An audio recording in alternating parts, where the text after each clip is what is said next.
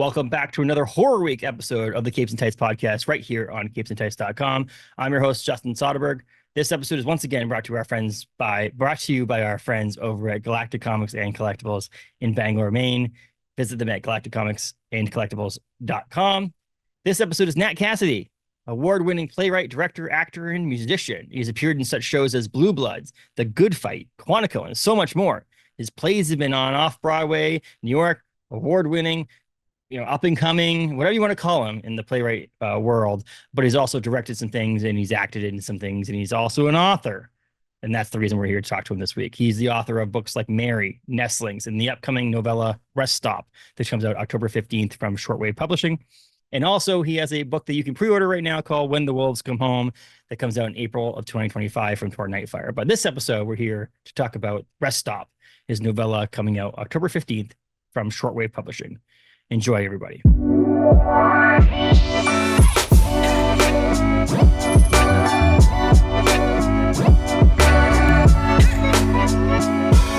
Welcome to the podcast. How are you today?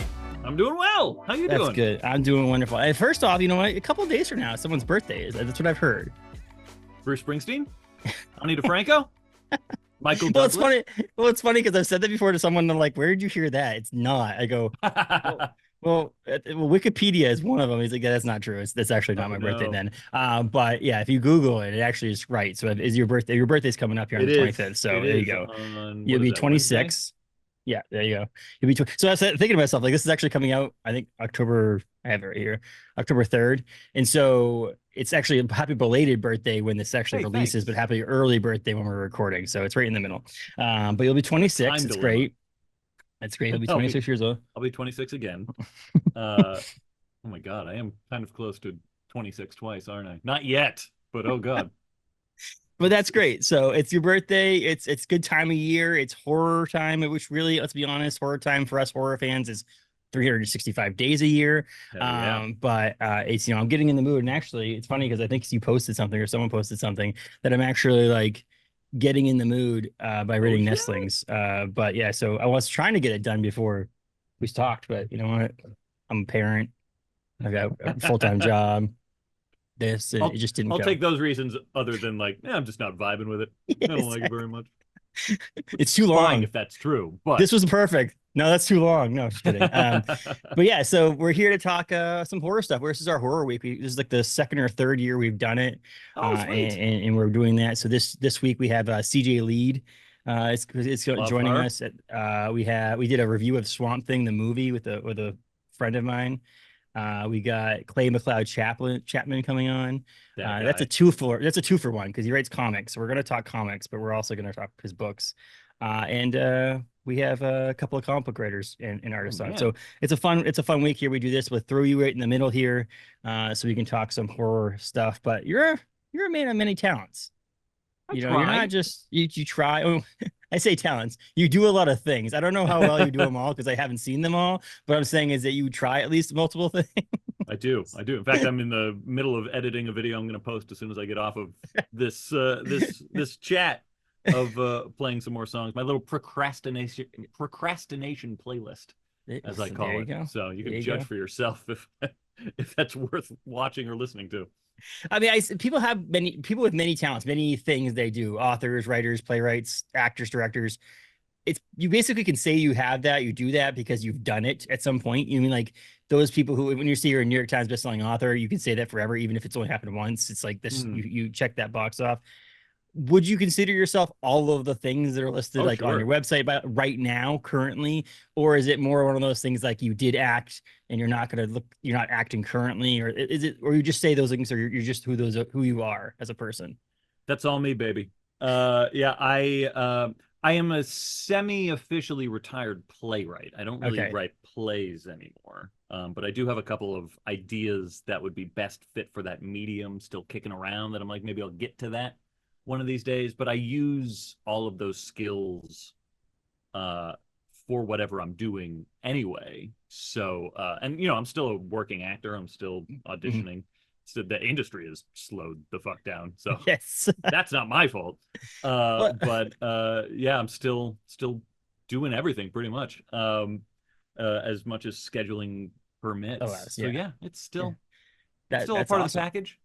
That's awesome. I stumbled upon you via books and novels and novellas, so that's where I know you from. And then obviously, Yeah. and And what's funny. that's my primary focus right now. Okay, Like that takes the most amount of time and the most amount of like effort and energy. So like that's number one in the priority list right now, and it was for funny because sure. as I was getting prepared for this, I was like, oh, maybe I'll watch the episode of Quantico, or maybe I'll watch, a Good Fight episode or Blue Buds episode. And I was like, I don't have to. If you go to YouTube, your sizzle reel is on All YouTube, right. and you That get make all it the easy. clips on there right there. I'm like, oh, I can just watch all the episodes you ever were in right here. No, it's kind of funny to see, like I said, one of those people that you ran into via writing, to Hmm. see someone acting and not know that you were an actor when I first stumbled upon you, and that's kind of funny to watch. So it's a little cool thing to figure out. It's the same thing with when you find out someone writes movies, and Hmm. like Brian McCauley, I had on, and then other people who I've had on who have written other things or have done other stuff, and I'm like, oh, that's pretty interesting. I mean, Adam Caesar just wrote a Yeah. movie, and so on. So it's kind of fun to find out you're more multifaceted outside of an author. But we're here to talk books, and so let's You dive don't right want to into talk that. about what it's like to be on the set of Bull? CBS's hit Bull? No, I actually want to see what it's like to actually audition for this stuff. And actually, I want to hear about your rejection calls. That's what I want to hear. I want to get you right down to the when someone doesn't give you the job. That's what I want to hear. Now, it's a it it's a fun thing to see because you live your life so multifaceted that you have all the stuff to bring into stuff like writing and so on and so forth. Like Hmm. you could write a horror book about auditioning for roles if you wanted to. It's There's like, some of that in my upcoming book, my next book that comes out in April. see, The main character is an actor in LA, so there's a sprinkling of that, but most of the time there's no real rejection call. You just never hear back, so it's but just I mean, silence. you are a musician too, and you have that's a theme that you've had in multiple books. So, I know Yeah, it's in Nestlings, obviously, is in Rest Stop for anybody who's read the description for Rest Stop, the novella, which is coming right around the corner here on October 15th. But so you have that stuff that you filter in and you weave into your stuff. But yeah. what is your horror story?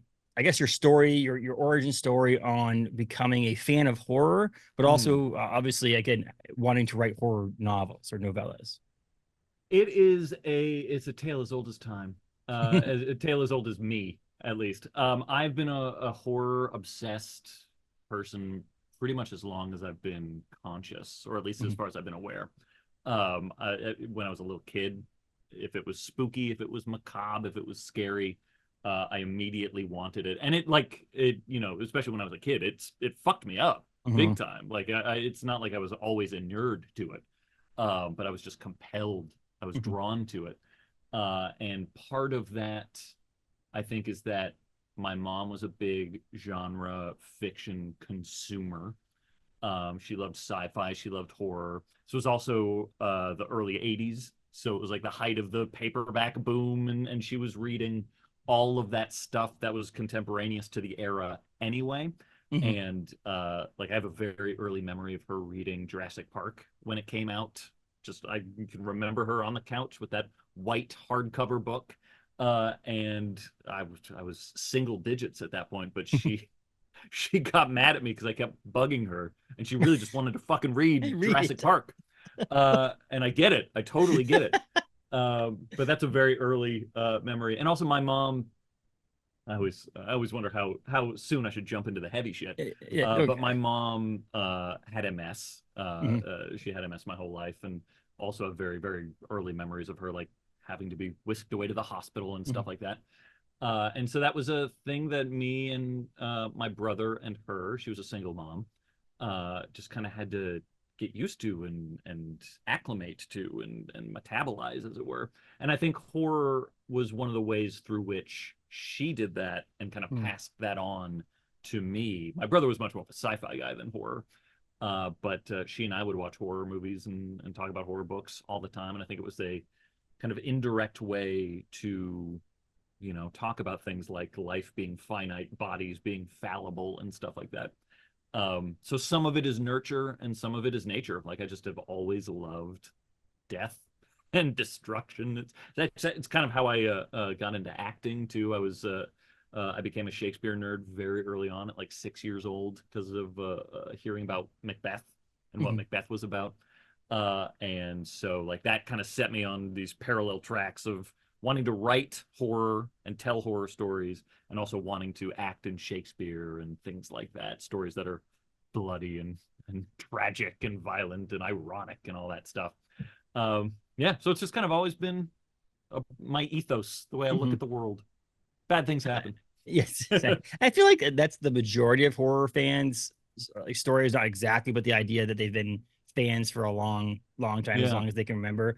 And then there's a few people like myself. I mean, I don't know, 5 years ago, 6 years ago, it was more along the lines of I thought that horror was more always jump scare stuff. Like I didn't Mhm. grow up on horror. My dad didn't watch it. My mom didn't watch it. My brothers, friends, all that stuff. We were into sports mainly, and it just was like Yeah. just not one of our things. And until I started watching some horror movies, saying like, wait, that's a horror movie? You're like, yeah, that's definitely a horror movie. Like, Alien is a horror. Mhm. Jaws. Some of these movies that Yeah, you'd think that are not horror movies, like, no, these are horror movies. I totally. always assumed them and connected them with action or something else and sci-fi or whatever. Yeah. But yeah, it wasn't until more recently where I'm like, oh, now I'm just freaking hooked. And my wife's like, are you okay? Like now to the point now my wife's the one asking me if I'm okay and should I do we need to check on you?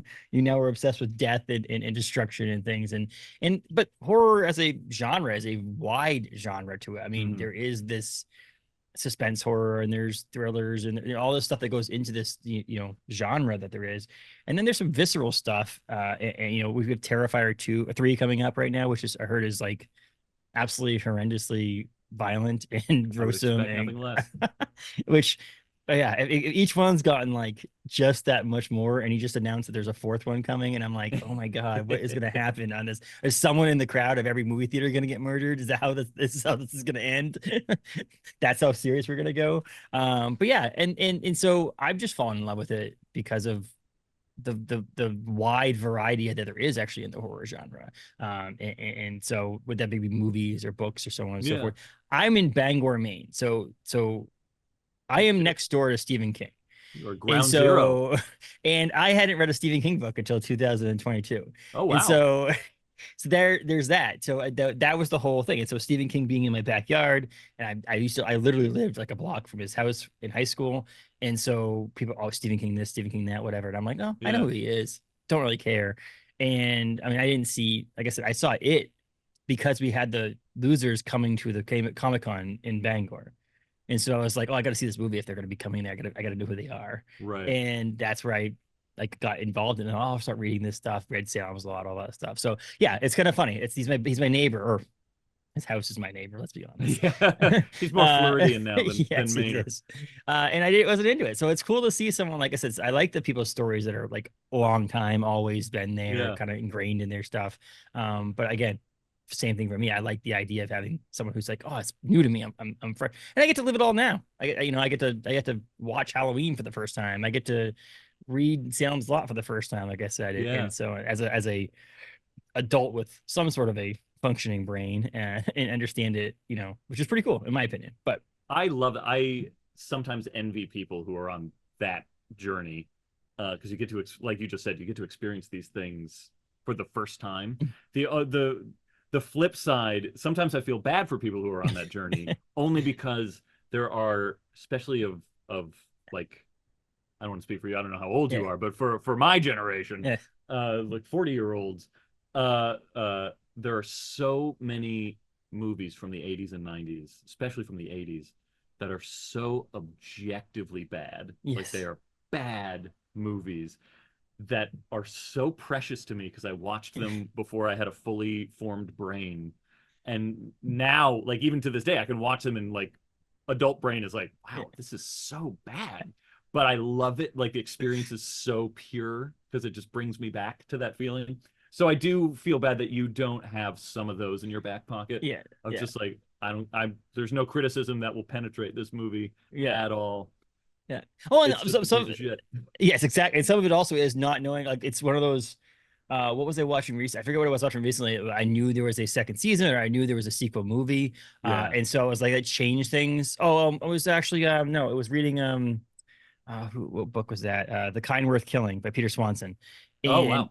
reading that book, and then I went to this, I go, oh, I feel like that book would end differently if I didn't know there was a sequel. Like I feel like I would have felt differently at the end of that book than not knowing. But then I was like, I know there's another book, and then A Talent for Murder came out after that, and I'm like, okay, I know there's a third book. Like, so like that's the same. But when Halloween came out, if I was alive and could go to the theaters, you never know there's another movie coming. Right. Or like the fact that Jason's become a iconic character from Friday the 13th when he didn't even exist in the first movie, in a sense. Like the Jason you picture with the mask and all that stuff isn't in the first movie. And so that stuff I like would change the way after I now know there's 30 Jason movies. I'm like, okay, this is different because looking into that. I'm 38, so I'm not that far behind you. And there are some things I actually watched. Ever heard of I don't have VHS. Do I have the VHS sticker here? No, Elvis the Rockin' Reindeer was Follow That Sleigh, was a Christmas movie, a claymation Christmas movie. It was about 30 minutes long.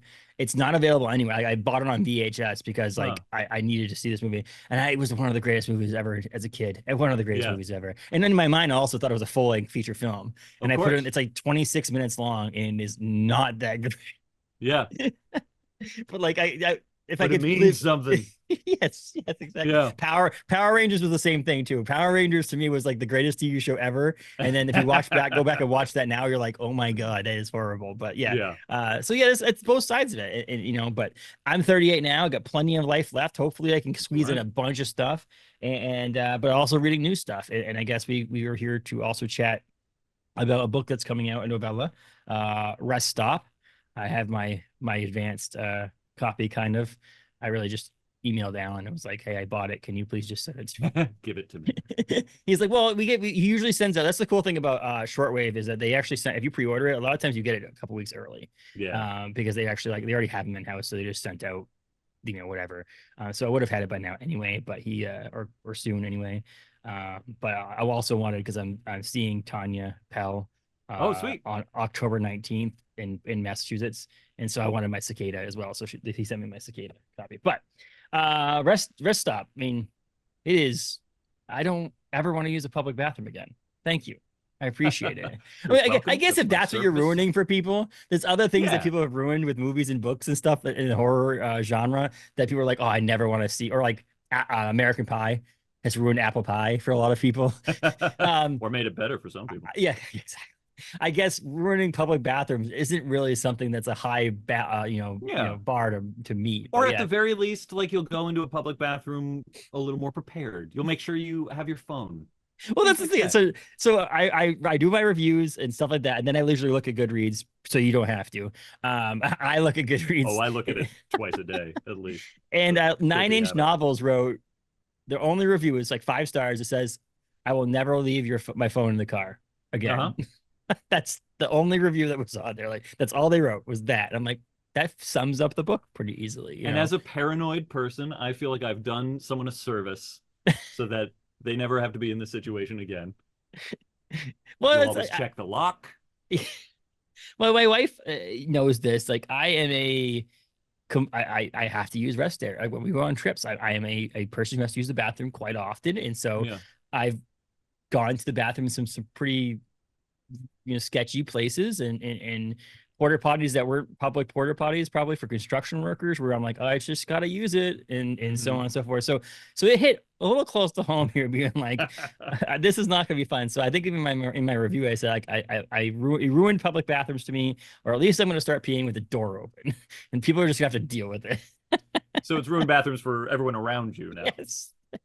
Everybody now has to. But it's not even that. I mean, this whole thing is bloody, it's visceral, it's hallucinogenic, it's claustrophobic, it's creepy crawly. It's like there's everything that I just mentioned about a wide variety of genre things in the horror genre. It's all in this 160 pages. How did you do that? Well, thank you. That means a lot to hear. No, I really just wanted to write a kind of locked room, extreme or extreme for me and the sort of work that I do, horror story. And I similarly am very well acquainted with public bathrooms. I have a bladder the size of a fucking walnut. Yes. So I make rest stops quite a lot. And there is one actual rest stop that my wife and I stop at all the time, that's on the way to where she grew up in eastern Pennsylvania. and we live in New York City, so we're driving that way all the time, and every time we would stop there, this little gas station in New Jersey, because they'll fill up your tank for you, so we always try to stop in New Jersey. And yeah, it is that weird combination of vulnerable and intimate and claustrophobic whenever you're using a gas station bathroom anyway, because you usually need to be using it, so it's like a respite for you. It's a good thing. It's a godsend, but also it's usually disgusting and seedy, and you're not quite sure if it's even private.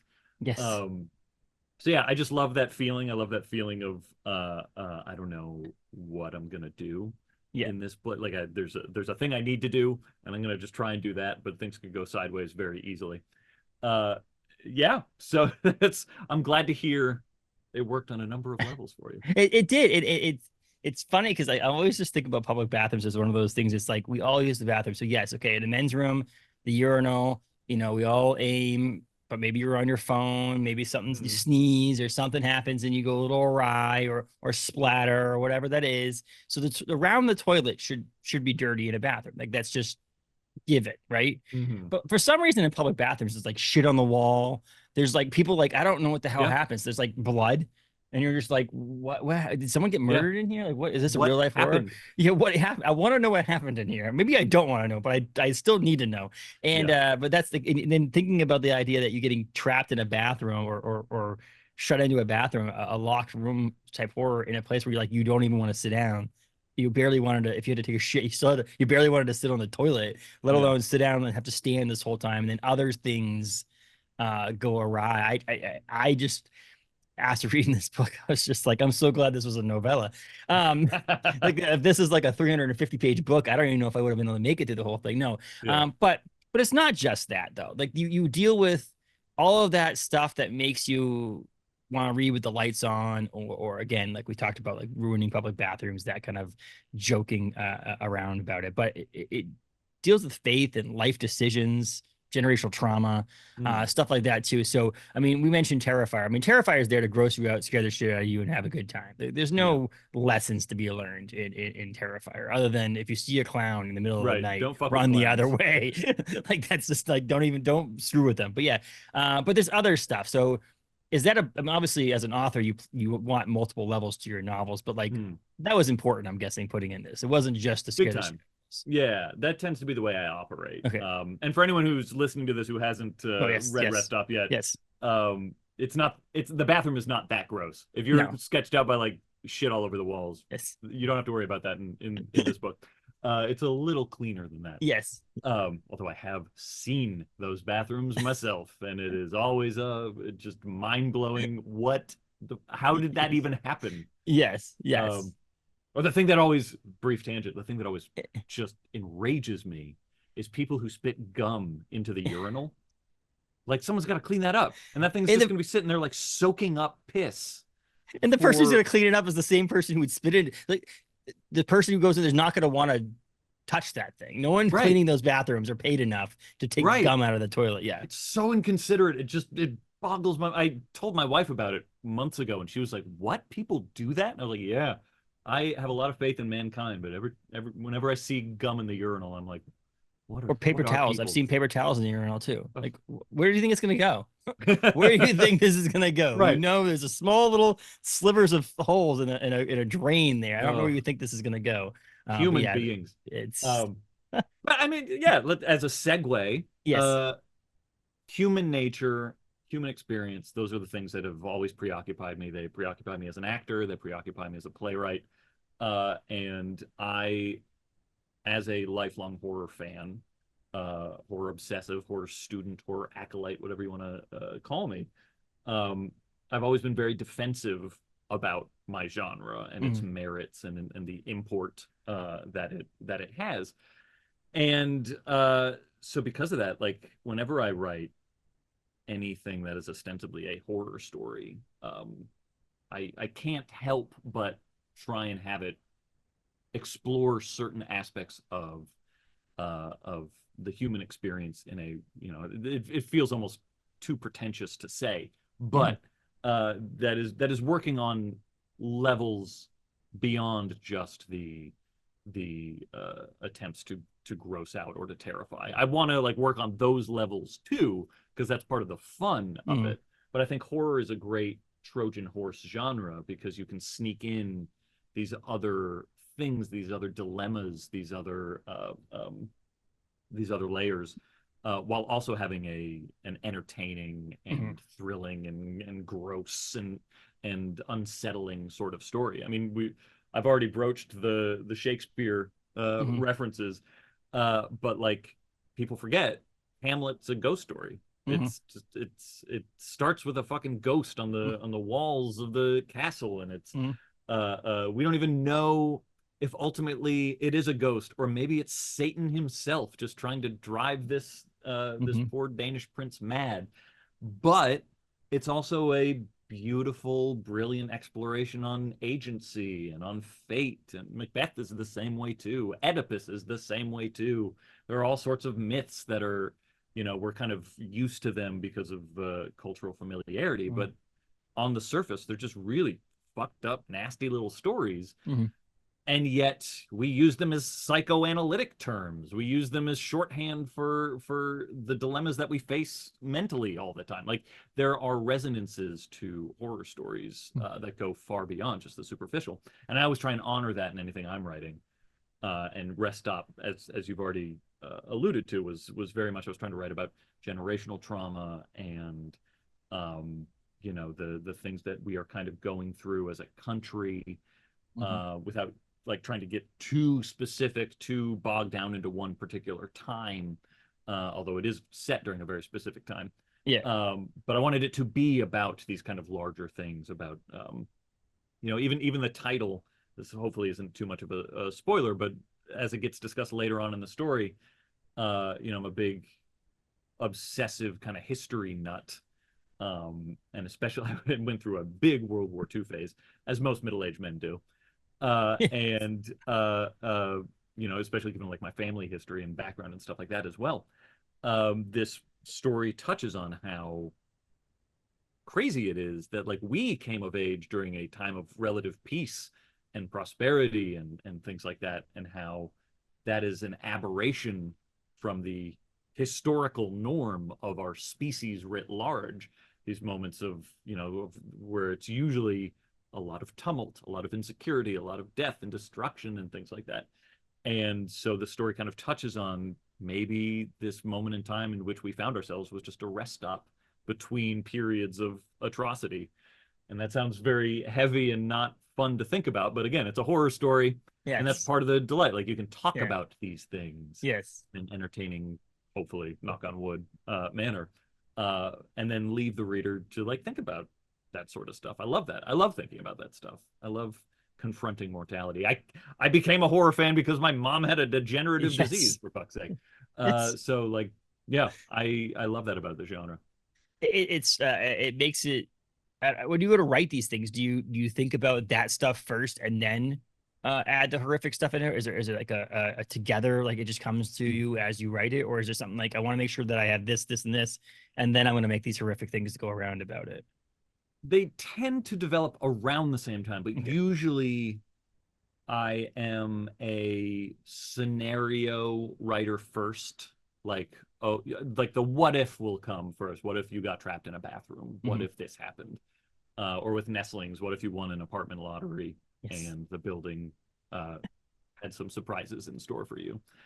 So that'll come first, and then usually just through like genre shorthand, like a very bird's eye view sort of outline comes to mind. And I tend to write character first. Like the character is always the primary vehicle I want to explore a scenario through anyway. And a lot of that comes from being a playwright and from being an actor.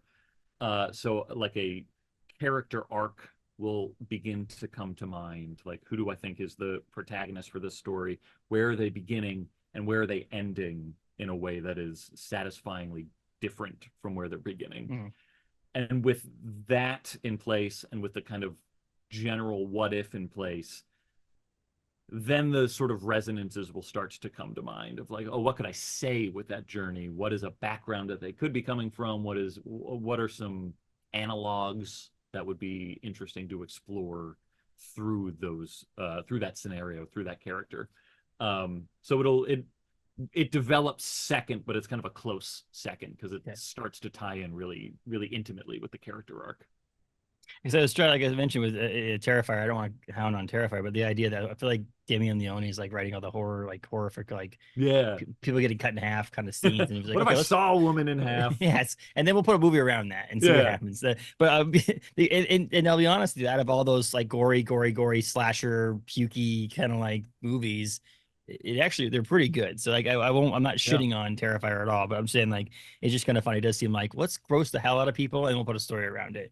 Whereas there's different ways. Like I said, there's such a wide variety of what you can call horror, and I think that I think the most horrific things, and I'll recommend Jeremy Dauber's book American Scary that comes out October 1st, which is like what scares us in America. He wrote a book called American Comics a number of years ago, or a couple years ago. That's about comics in the United States, comic books, comic strips, all that stuff. And he just watched like basically every horror movie since like 1919 or something like that, some crazy amount of time, and then read a bunch of books and did a bunch of stuff and just what scares America. And what basically boiled down to is things that the unknown, really, like let's be honest, like the unknown things is what scares us as people.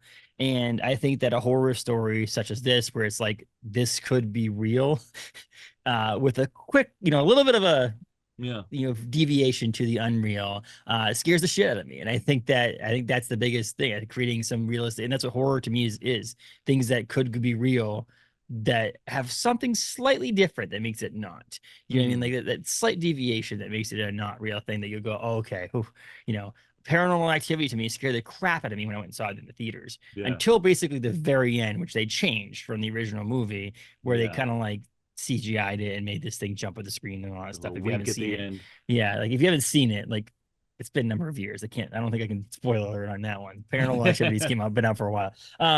But yeah, as that movie progressed, you're just like, this looks like actual found footage. Like this is insane to me. Far more than Blair Witch Project, far more than any of these other ones, in that sense. And so like what can you scare me at is these things that are real, that could be real, things that could go awry. Like I could drive to a bathroom and get stuck in a bathroom and stuff like that. That's all realistic stuff.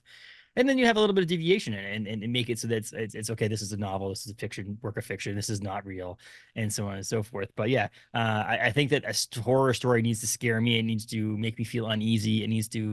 I like visceral. I like stuff like that. But I also need more to it. You can't just do that. And I think that's what you accomplished with so far in Nestlings and Rest Stop. So you have a couple of novels out. You have another one coming out in April. What made this a novella? Was it just the length it needed to be? Yeah, I think so. I could have probably made it a full-length novel if I'd set my mind to it. Because I tend to write a lot. I like to explore, as any of my critics might say. But yeah, I love novellas. I think novella is a great length for a horror story. So I wanted to write something that was that length. I love short stories too. But to me, the fundamental purpose of a short story is driving to like a punchline. Like short stories to me are like a joke format. Novellas are like a monologue format, and novels are like a full-length play format to me, to put it in abstract terms like that. And like there's something about a story that's long enough to get the sort of depth and nuance that you could get in a novel, but still kind of have the short, sharp shock sort of feel that a short story has. And I think that's great for horror. Like you get to know this person, you get to feel a relationship with this character, but it still doesn't feel like you're going to go on this epic journey with, a lot of time passing or a lot of scenery changing or something like that. Like it still feels a little unsafe for the character. Even though a novel can end very poorly for a character, you get like a full life with that character usually. Yeah. But with a novella, it can feel like, you can still have that like abrupt sort of like, oh, fuck, it's over sort of feeling, which I think is great. And again, I am the exact opposite of you as far as like Stephen King history goes, in that I grew up very far away from him, but I've been obsessed with him as long as I've been alive. So I've read everything the man's ever published and then some. And I love his novellas. I grew up loving his novellas. Hopefully one day I'll be able to put 4 of them into a collection. That'll feel very, very comfortable and familiar to me. But yeah, so it's just like a great length for a story, and I really wanted to try. This is my second novella. Actually, I have another novella that has not been published yet. That maybe will be one day. It needs a little bit of attention, but yeah, I like it. I like it a lot, and I try and write like little short pieces in between the full length ones anyway. Buy some time and publish in case I have like a year where something's not coming out. So there are a couple more novellas that are like on deck to write right now. Oh, I guess a follow-up question to that too is like Shortwave Publishing, I say up and coming. They've been doing stuff, but like they're getting like Alan's doing a bunch of good stuff right now. What led to it ending up at Shortwave? I love Shortwave. I love Alan does incredible work. For those that don't know, Shortwave is basically just one guy named Alan who's brilliant. He's a brilliant designer. He's a great writer. Really love the human being.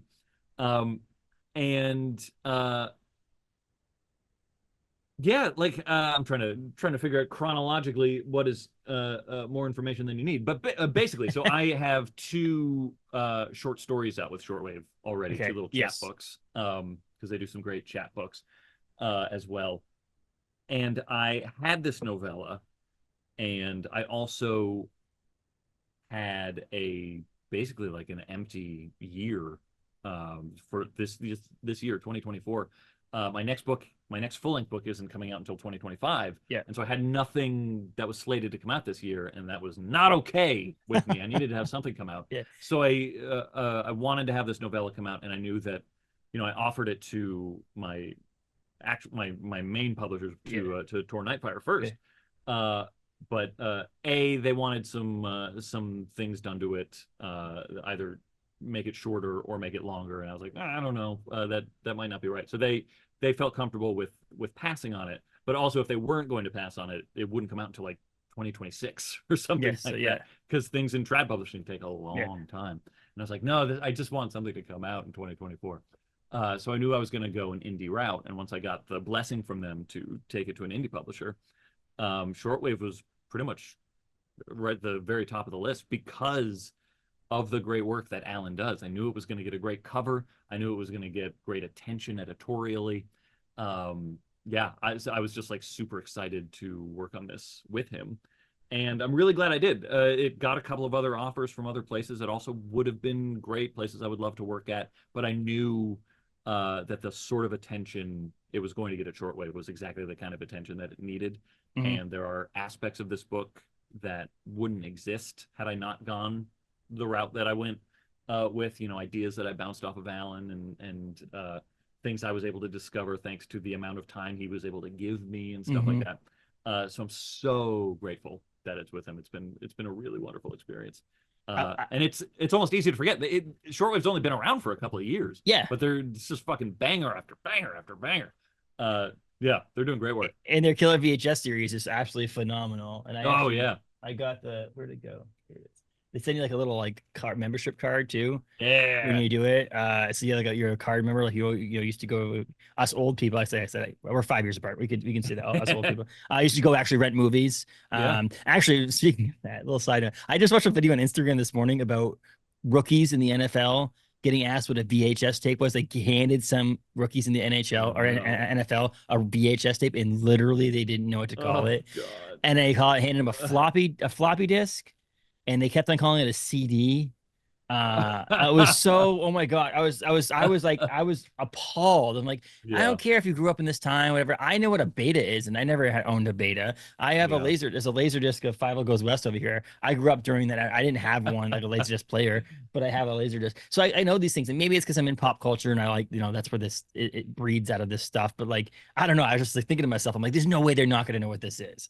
And a bunch of them were calling it a VCR, which okay, you didn't grow up in it. Let's be like, whatever. It's a VCR plays VHS. Okay, but like some of them were like, I have no idea what this is, and I'm like, oh my god, I can't believe that.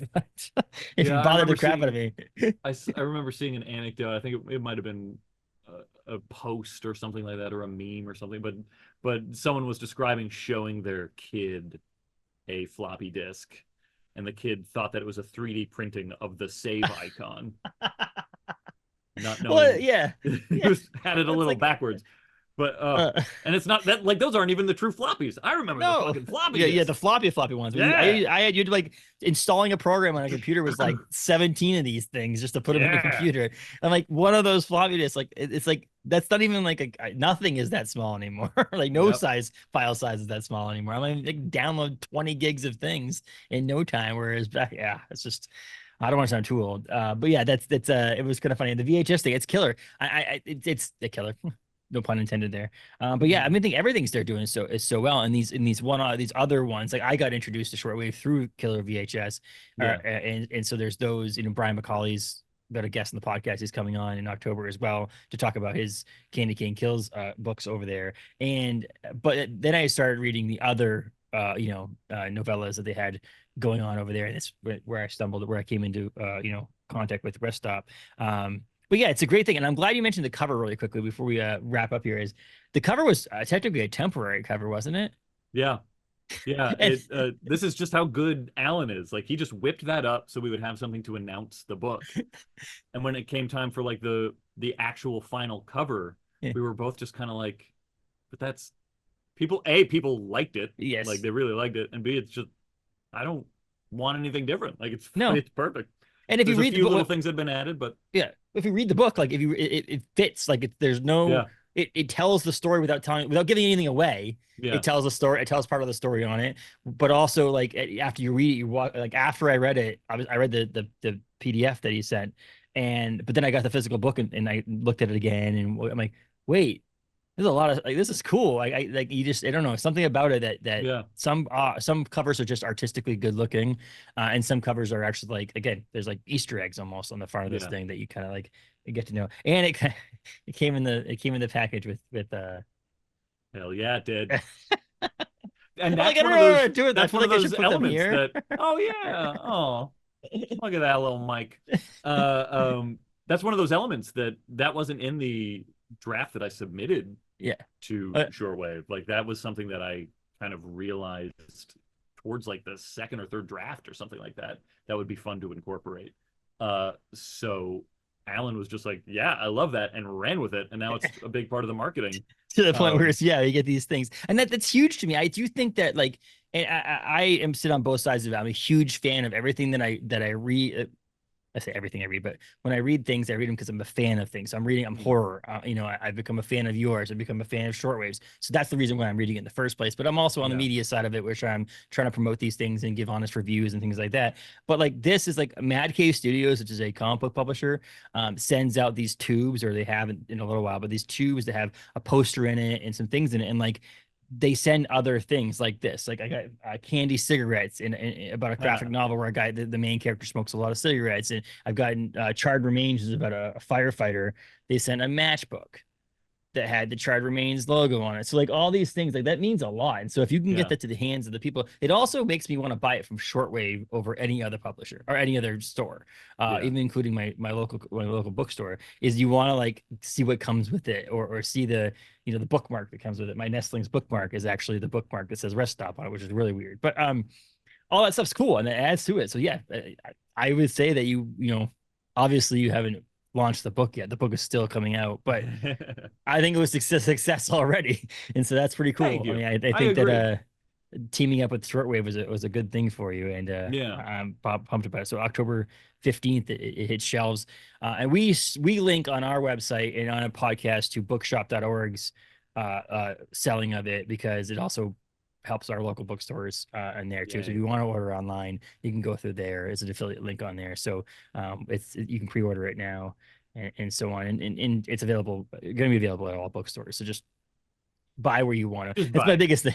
That's my biggest thing. Buy local, but also just buy it. So like, Yeah, in the end, if you decide I haven't been able to get to the bookstore yet, just buy it online. I don't care. Just buy it. Like don't like yeah. it still benefits you as the author and the publisher. So just still buy it. sometimes I'll get asked by people who are like, is there a place I should buy it from? And I give them the exact same spiel, like local first if you can, and then just buy it. Just buy buy it. buy Like, as many times as you can. And in fact, for anyone who follows me on, it's definitely on Instagram. I think it's on Twitter and wherever like I have like a yeah, bio link. I have put together a spreadsheet that anyone can access that has a bunch of indie bookstores for every state. So whatever state you're in, if you want to shop local, there's a link that'll take you to like my author page at a bunch yeah, of different local bookstores. So that's uh, awesome.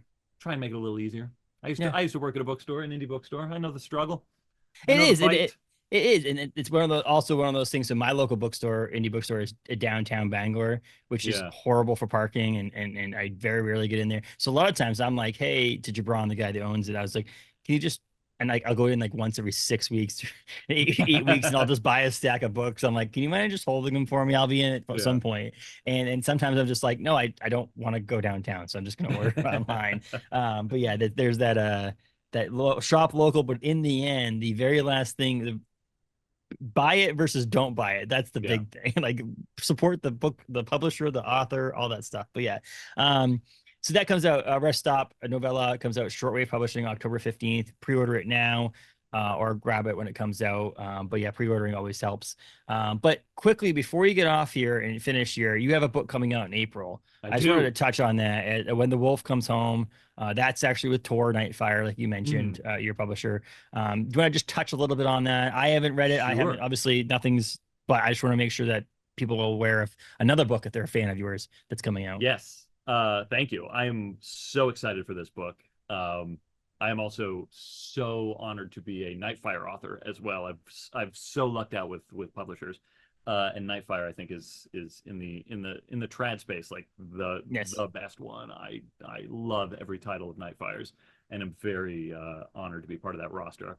And this book, When the Wolf Comes Home, which comes out in April of 2025, um, let's see. If Mary, here's how I've been describing it. If Mary is kind of my homage to unreliable narrators and ghosts and serial killers and Carrie and The Dark Half, those are my Stephen King comps, and things like that. First person narration and just really weird giallo J horror kind of vibes. Mm-hmm. And if Nestlings is my homage to Rosemary's Baby and Salem's Lot and 70s paranoid potboiler thrillers and stuff like that. Then When the Wolf Comes Home is 80s paperback airport action, pedal to the metal horror blockbuster sort of vibe. Like it's a chase novel. It's action set piece after action set piece. It's kind of for anyone who thought that Mary or Nestlings is kind of slow burn. This is just like, okay, fine, we're going fucking full tilt. It is it's kind of inspired by Terminator 2 in a way. Terminator 2 and Twilight Zone and Ursula Le Guin's Lathe of Heaven and Firestarter and It and a bunch of other comps that go into it. But it also is still very much like about serious things and is exploring some very human dilemmas and still very character forward. So if you like those aspects of my novels, it's still very much in line with that. It kind of forms an unofficial trilogy with Mary and Nestlings in a way. And it's about a frustrated young 30-something actress living in LA who's really frustrated with her life and her career. It's going nowhere. She's working a shitty job in a shitty diner under a highway in the middle of nowhere, LA. And her dad, who abandoned her at like 6 and she hasn't really spoken to in decades, has just been found dead wherever he was living on the other side of the country. And she's wrestling with how she feels about that. It's hitting her in ways she wasn't expecting. It's really bumming her out in ways she wasn't expecting. And she has a horrible experience at her diner job and during like the graveyard shift. And she stumbles home kind of in a daze, trying to process everything that has happened to her. And realizing she needs to fix her life and understand some things about herself better. And she hears this rustling in the bushes and she goes to investigate, and it's this little boy who's clearly on the run from something awful. And she takes the boy inside. He's like 5 years old. She tries to get his story, what's going on. But before she can really get that, the kid's dad shows up demanding him back. And she doesn't want to give him back. She doesn't trust this dad. She doesn't like any of this. And the next thing she knows, this hideous monster attacks. She's on the run. Everybody is being slaughtered around her. She and the boy are running, and the kid's dad, who, as far as she's aware, is this monster, is after them, just kind of creating absolute havoc in his wake. And they have to try and figure out how to survive and escape this monster. This monstrous dad. It's all about dads. It's all about childhood fear and all sorts of stuff like that. I'm so excited for it. I love this book so much. And yeah, that's just like the first, like, I don't know, 20 pages, 25 pages. So there's a lot more from there that you'll just have to wait. Yeah, see, April 22nd, it comes out from Tor Nightfire, and that's also available for pre-order. Let's do that whole spiel over again. Please pre-order it. Oh my God. For those that don't know, pre-orders are like the most important thing for a book. They tell bookstores how many copies to order. They tell reviewers what books they should cover. It is like the most important thing that a book can have is good pre-order numbers. So it is, and I would say the vast majority of retailers who buy online, at least you pre-order something, you don't actually pay, they don't actually charge you for the book until you ship it. So like it's really no hurt to you to order it now versus if you're going to get it on the day it comes out, you might as well just pre-order it now.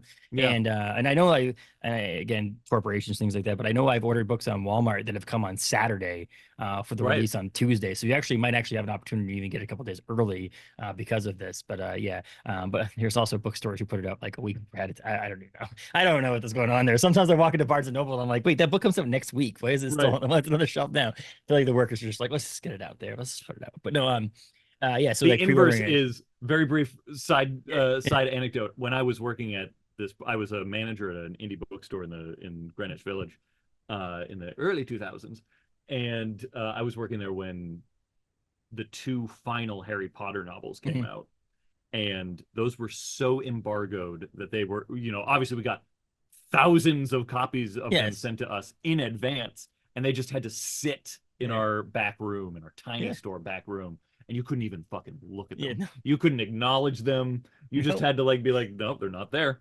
They're not there. Those books could not go out early. They couldn't even be open. The boxes couldn't even be opened early. It was so militarized.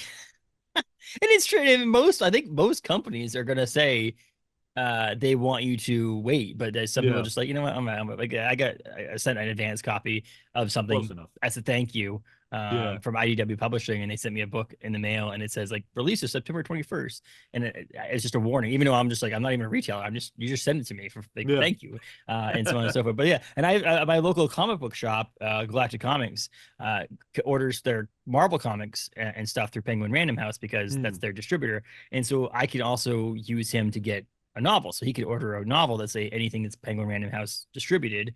I could order, and a lot of times his order comes in on Thursday, and I'll be like on there on a Friday. He's just like, just buy it now, just go. Like I don't want to hold it. I don't want to like lose it. I don't want to ruin it. I'm not used to carrying novels. Just pay for it and take it and go home. It's not like I'm gonna be online being like, look what I got. No, but that was the world of books versus other thing. I don't know, but I guess it's also the world of versus you in Harry Potter. Exactly. Not there yet, so there's probably not going to be an embargo. You could maybe get it April 18th. Yeah, exactly. But no, pre-order is the biggest thing we want to say there. Pre-order and grab Rest Stop October 15th, and then obviously Mary, Nestlings, all those stuff you can grab too while you're there if you're you're interested in finding out more about Mr. Cassidy here, and what books that he likes to publish out there. And then maybe throw on a episode of Blue Bloods or A Good Fight or Quantico or all the other hundreds of shows you've been on. Right? You'll send me, I don't know, $1.30, whatever I make for royalties on. Exactly. But or you can also buy copies in German, like I did for Clown on the Corner. Ooh, yeah. Someone's like, do you know German? I go, no, I just wanted it really bad. That was late night. My son wouldn't sleep, and I wanted to shop, so I got that. I got the French one coming too. That's awesome. But no. I know Mary is coming out in Serbian, and Nestlings is coming out in Turkish. There you go. I have another novel of I wrote a novelization of a podcast, my first book. Yeah. That's out in Japanese.